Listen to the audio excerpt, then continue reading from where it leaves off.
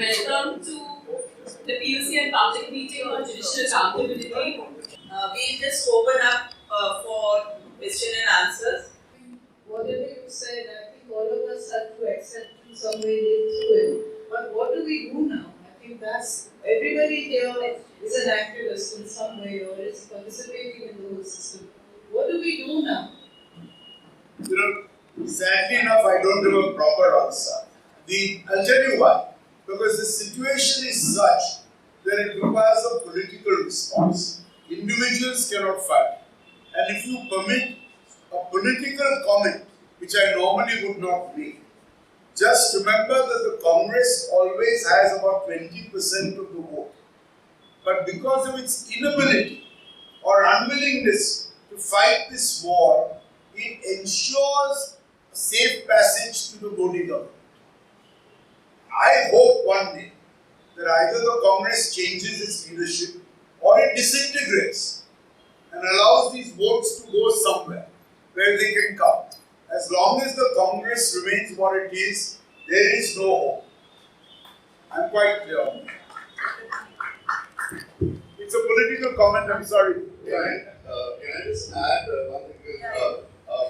I think I'm an incurable optimist, and what Aspi said at the end of his talk was that it's really dangerous to speak about, and I don't for a moment dispute the truth of what he said. But I think it's very important. It's very, very important to speak because one is, yes, there is some personal danger, but there are two reasons why I think it's very important to speak. One is that what is being done, at least for people like me, it is being done in my name. Now, Aspi is a Parsi, nobody is doing anything in his name.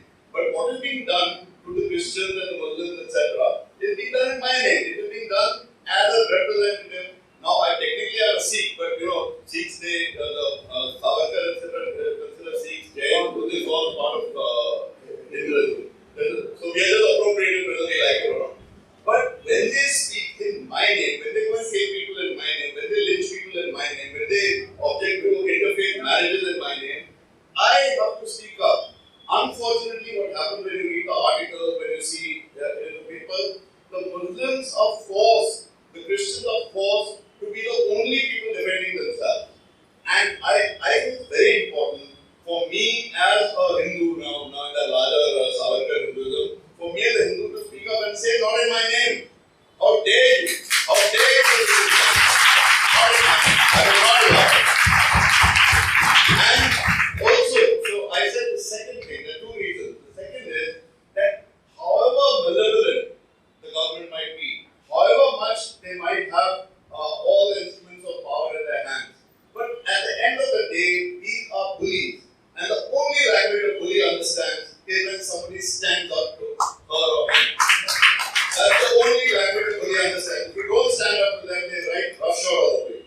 And they are nothing. At the end of the day, these are mobs. They are mobs of bullies. They have the state backing, but they have to be told that we will stand up to them, however small we might be. My name is Sanjuja. I'm actually from Delhi. I'm from Delhi University. And when we were talking about basically the shrinkage of democratic spaces in the country, I want to know how do you as Civil Liberties Union see university spaces in the future? Because even when we talk about Bhima Koregaon, we have people who are from universities, right? Where Professor Hani Babu and all these people. So how do you see the future of university spaces in the next, say, 10 or 20 years in the country if this government and if this political space stays? I think there is no safe refuge and there is no safe harbor. It might be that it will percolate a little slower into the universities, but whatever happens outside will happen there. I'm not an optimist in the short run. I'm making it quite clear. It's going to be a very difficult fight and a very uneven fight. I had a question to all three of you. So we are grappling with the issue of judicial accountability and the role the Supreme Court has played in the recent incarcerations of activists. Himanshu Kumar also, we know they might move, the police might move against him as well. I wanted to ask that as lawyers or even as defenders of justice, as activists, what can we now expect from the courts, and how can we try and demand accountability in different ways? I mean, of course, we are continuing with litigation advocacy, though the avenues have shrunk. But what can we do, even as a civil liberties organization, as lawyers, as activists? How do we try and try and hold the courts accountable? So, if there are any views that you all have. Just one. You have shamed the court in saying there has to do something that cannot be a practice. There is no other way, because right now it's like a judicial doctrine. You go before a particular part of the court, you get a particular response. You go before another part of the court, you get another response. And this is part of a much larger problem. The court replicates the country, always does. And if there are problems in the country, the court will replicate that.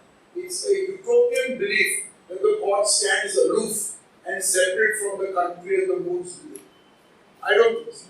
I just want to add one thing, and I think that's my last statement, is that I don't know if anybody has read Gautam Bhatia's blog, and I would like to just quote one sentence from there. It said, he quoted Idi Amin, who said, I can guarantee you freedom of speech, but when you speak, I cannot guarantee. After you speak, I cannot guarantee your freedom.